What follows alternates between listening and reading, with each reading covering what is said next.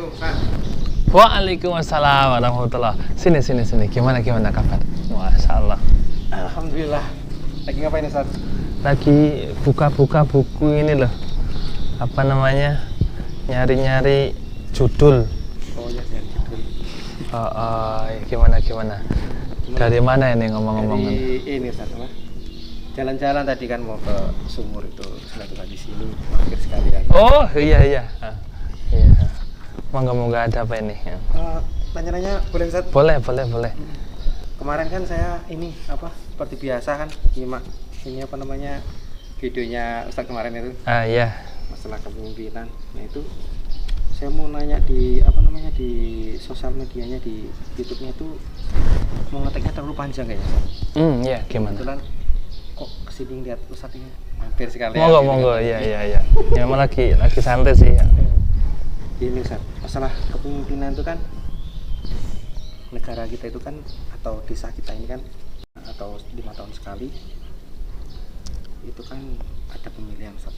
Nah, di kemarin itu kan dikasihan ada yang gimana kita itu sampai dibolehkan karena hak kita untuk golput. Nah, kita dibolehkan golput karena calon-calon pemimpin ini memang nggak benar gitu. Dari syarat-syaratnya nggak ada yang masuk. Sedangkan desa atau negara kita kan membutuhkan seorang pemimpin. Nah, ini bagaimana, Ustaz? Ya, kalau kita tahu bahwa di calon kandidat itu kita tahu bahwa semuanya itu jelek gitu kan. Akhlaknya jelek, sifatnya jelek, cara kepemimpinannya itu kayaknya tuh tidak meyakinkan. Kita tahu nggak ada keunggulan sama sekali di situ. Nah, kalau memang kita sudah tahu, di situ kita punya hak untuk tidak memilih. Karena apa? Karena memilih sudah tahu kedepannya pasti akan jelek-jelek semua itu. Gitu loh. Karena apa? Dari calon kandidat itu memang nggak ada yang memungkiri untuk bisa menjadi pemimpin. Kita tahu semua sifatnya misalkan. Maka hak manusia, hak rakyat untuk tidak memilih. Kenapa? Karena memilih pun nantinya tetap jelek. Yang kedua, kita nggak bisa ngejawab nanti di akhirat itu. Di saat Allah tanya tuh tentang tentang satu orang yang kita pilih tadi, ya kita memilih apa? Kita mau jawab apa coba di hadapan Allah? Padahal sudah tahu dari 3 itu, dari 5 itu misalkan jelek semua. Maka di sini kita sebagai rakyat punya hak juga untuk tidak memilih. Dengan syarat itu kalau tidak ada yang baik. Tapi kalau kira-kira ada satu yang mending, maka itu yang mending lah yang kita ambil. Tapi kalau kita sudah nggak bisa lagi cari yang mana yang paling baik, sudah kita punya hak untuk tidak memilih. Jadi seperti itu. Jadi kalau golput itu dilarang, ya kita lihat sikonnya, gitu kan. Kalau emang ada yang lebih baik, ya kita pilih yang lebih baik. Tapi kalau benar-benar tidak ada, ya masa mau kita pilih? Sudah tahu itu jelek semua. Kenapa? Nanti kita dapat imbasnya juga, akan dimintai kita pertanggungjawaban di sisi Allah gitu. Kira-kira kita bisa ngomong apa coba? Jawab apa dengan masalah ini di hadapan Allah? Ya mungkin seperti itu. Emang ada yang lain mungkin? Ini Ustaz, kalau semisal nih ya, kita kan sudah golput nih. Sedangkan di situ yang terpilih itu akhirnya yang buruk, Ustaz. Nah, bagaimana kalau seandainya kalau ada orang yang memberanikan diri untuk mencalonkan diri menjadi pemimpin, sehingganya ya orang itu alim, Ustaz. Terus tapi dia itu memberanikan diri untuk mencalonkan diri kepada masyarakat tersebut, karena dia nggak mau desa atau negara ini dipimpin oleh orang-orang yang kualitasnya seperti itu. Nah, itu apakah kita sebagai orang Muslim diperbolehkan untuk seperti itu, Ustaz? Artinya untuk menyuarakan diri untuk supaya dipilih. Ya, sebenarnya di Indonesia ini sistemnya kan memang siapa yang paling banyak dipilih ya mereka yang akan menjadi pemimpin. Nah, lalu di balik pertanyaan tadi saya teringat satu hadis Nabi bahwa jika kalian menemui calon pemimpin yang mana dia itu minta untuk dipilih, itu di dalam agama kita itu sebenarnya tidak dibolehkan. Tetapi di negara kita itu ya sistem yang dipakai adalah yang seperti ini kan.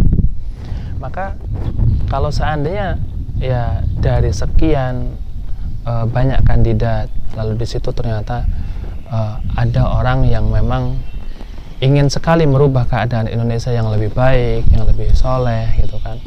Lalu kita pelajari ternyata dia memang lebih baik gitu kan. Ya sudah, ya kita mengambil rumus pertama adalah kita mengambil apa yang lebih baik tadi, nggak masalah, silahkan aja kita orang tersebut tadi misalkan maju dikarenakan dia benar-benar tahu bahwa calon kandidat yang lain misalnya jelek-jelek akhlaknya dan seterusnya, alhamdulillah dia karena dukungan masyarakat yang lain disuruh maju gitu misalkan, ya kan, ya maka kita sebagai rakyat begitu tahu dia mengajukan diri untuk seperti itu karena negara kita memang seperti ini kan, ya jadi bukan karena dari orang soleh memilih orang soleh berikutnya, tidak, tetapi kita tergantung yang memilih kita. Kalau yang paling banyak ya mau dia orangnya bejat mau gimana ya dia yang jadi pemimpin ke depan. Maka orang-orang seperti ini ya silahkan maju ya dengan dengan penuh keyakinan, tapi benar-benar tujuannya untuk kebaikan, bukan untuk memanipulasi lagi. Jadi apa yang diucapkan itu ternyata semuanya bohong, nggak ada yang dikerjakan di saat dia menjadi pemimpin. Nah, ini nggak boleh. Ya mungkin seperti itu. Boleh nanya lagi nih, Ustaz? Monggo. Ngomong kosong. Sedikit melenceng tapi Ustaz ya. Oh gitu. Selagi saya bisa ngejawab saya jawab. Kalau enggak ya saya bilang wallahu alam atau PR nanti ya.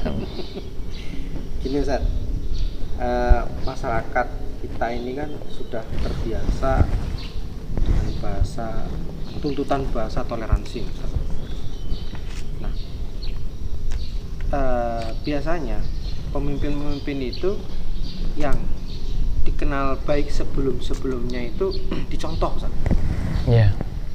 Sedangkan kita sebagai orang muslim itu sebenarnya boleh nggak sih Ustaz, baik dia sebagai masyarakat biasa ataupun sebagai pemimpin yang ikut atau merayakan atau mendatangi hari-hari besar selain daripada hari-hari besar umat muslim?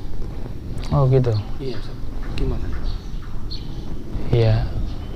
Ya ini perlu kita tahu bahwa misal kita waktu Lebaran Idul Fitri kita kedatangan teman-teman kita yang non muslim kan gitu. Iya.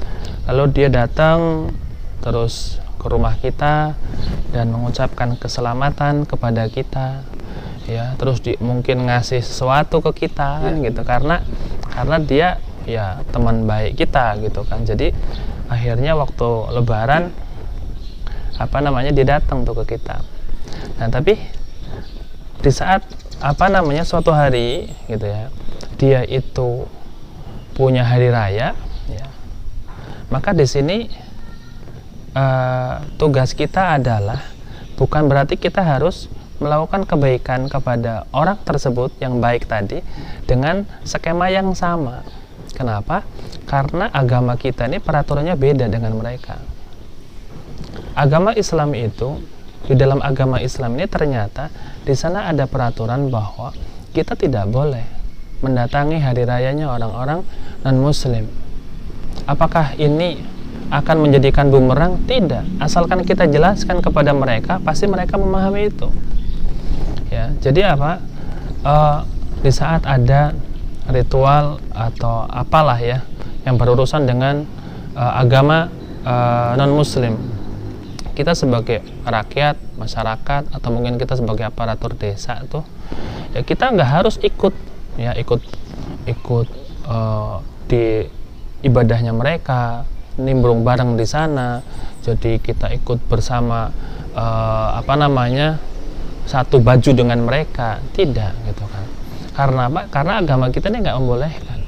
Kalau agama kita ngebolehin, ya udah pasti kita berangkat.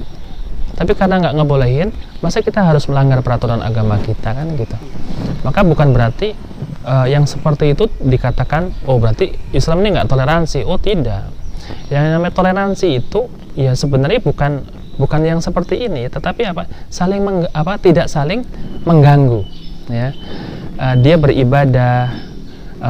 Misalkan di setiap hari Ahadnya dia beribadah, atau agama yang lain seperti Hindu dan seterusnya mereka melakukan ibadah, ya kita sebagai muslim jangan mengganggu, kan begitu, itu namanya toleransi. Atau sebaliknya, kita lagi lebaran, kita lagi puasa, ya dari sana dari mereka non muslim yang penting nggak mengganggu kita, itu namanya toleransi.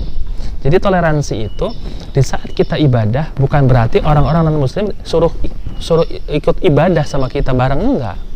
Atau di saat orang-orang non-muslim beribadah lalu kita harus ikut ibadahnya orang-orang non-muslim tersebut, tidak.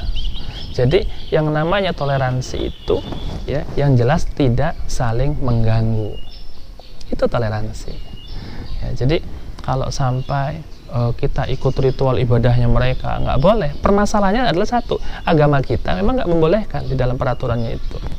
Jadi kita nggak bisa yang namanya melewati peraturan yang sudah disusun oleh Allah dan Rasul. Sama-sama. Ya. Ada lagi? Ya mungkin 1-2 lagi nggak apa-apa. Apa maksudnya? Kalau di hari kematian misalnya. Nah, iya. Itu di masyarakat kita itu ada orang non muslim. Itu yang takziah ke orang muslim yang meninggal karena dia aparatur negara ataupun perangkat desa. Bahkan ada yang sampai ikut mengangkat keranda, karena dikira itu kan ya berat gitu kan, terus sampainya dia mengikut keranda. Nah tetapi kebalikannya ini, karena kebaikan biasanya kan ya seyogianya dibalas dengan kebaikan. Iya betul. Nah, ada sebagian warga atau pemerintah ini, dia karena ada rasa tidak enaknya ini, dia tetap menghadiri. Itu bagaimana?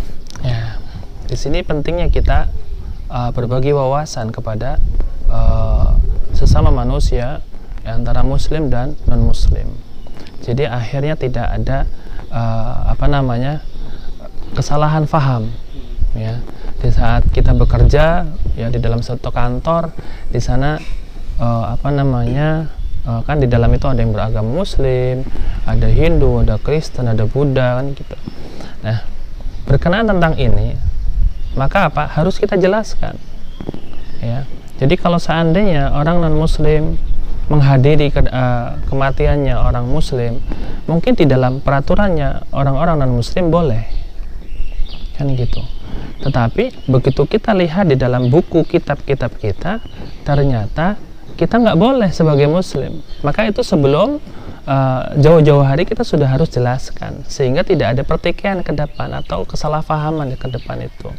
Nah, apabila kita duduk di kepemerintahan, ya kan, kita memang harus baik dong kepada semua masyarakat. Tetapi kita juga tidak boleh menghilangkan aturan agama kita.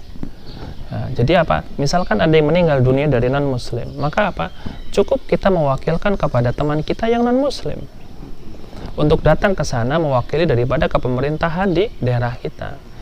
Jadi ini ya yang harus kita pahami, sehingga tidak terjadi permusuhan hanya dikarenakan masalah seperti ini.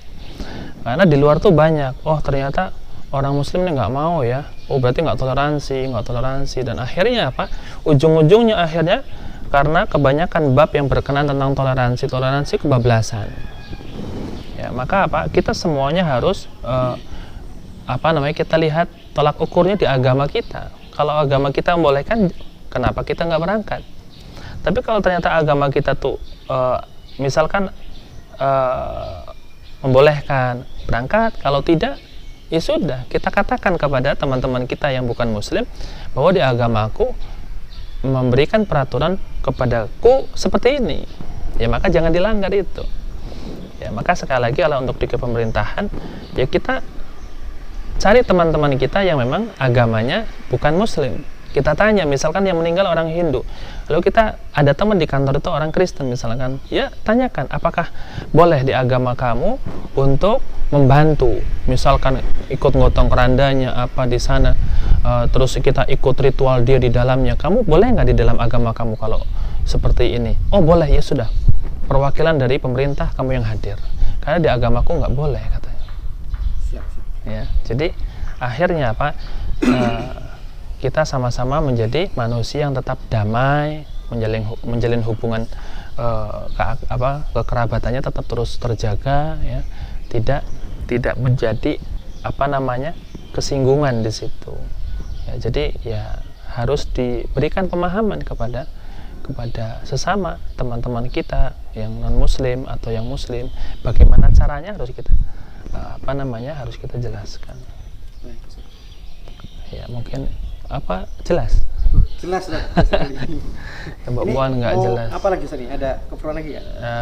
Paling ini nanti bentar lagi mau ada acara ke Tulang Bawang Barat. Siap. Jadi nanti ya paling dari sini ngambil 1 apa 2 judul, nanti habis itu mungkin terus ke Tulang Bawang Barat. Siap. Ya. Makasih Ustaz. Ya, kalau ada yang nanti mau ditanyakan lagi, nggak apa-apa, tanyain aja. Siap. Kalau saya bisa jawab, tak jawab enggak, ya berarti PR buat saya. Siap. Makasih Ustaz.